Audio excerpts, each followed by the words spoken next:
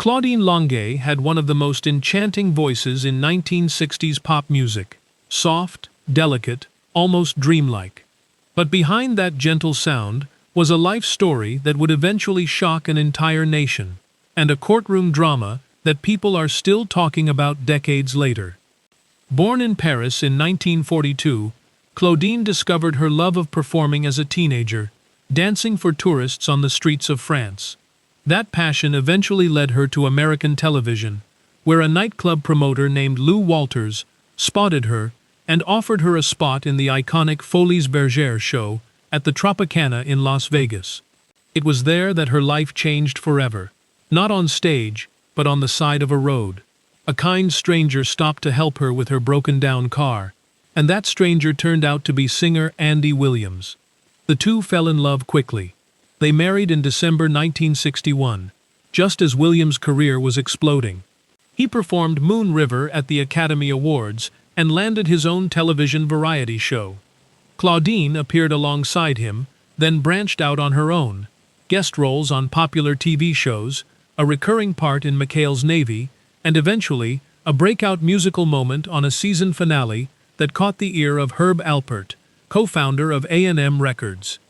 He signed her on the spot, and she spent the next 4 years building a genuine music career.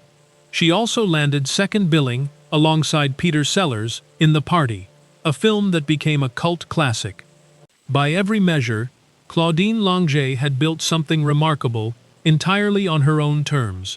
But by 1970, her marriage to Williams had quietly unraveled, and the couple separated.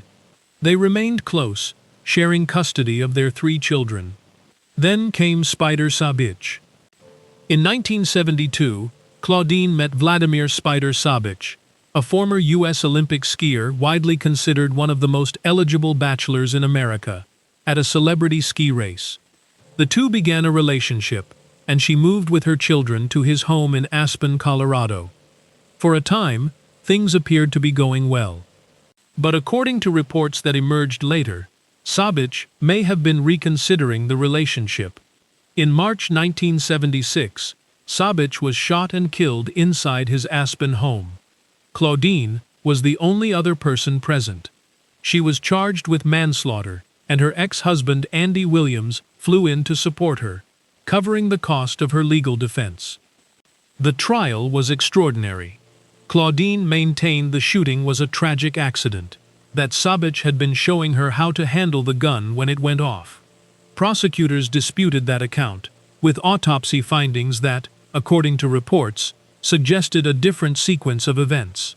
However, the case against her was significantly weakened when it emerged that key pieces of evidence, including a blood sample and her diary, had been obtained without proper warrants, and the firearm itself had been mishandled by investigators.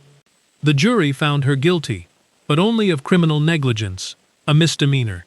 She was fined $250 and sentenced to 30 days, served on weekends. Sabich's family, devastated by what they saw as a profound miscarriage of justice, later filed a civil lawsuit. The case was settled out of court, with Claudine legally barred from ever speaking publicly about the events of that night. She eventually married her defense attorney, Ron Austin, in 1985.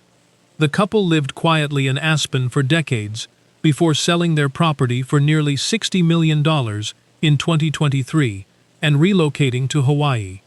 Claudine Longet passed away on May 14, 2026, at the age of 84. Her remarkable career forever entwined with one of the most controversial cases in celebrity legal history. If this story kept you hooked, hit like and subscribe. There are plenty more incredible true stories waiting for you.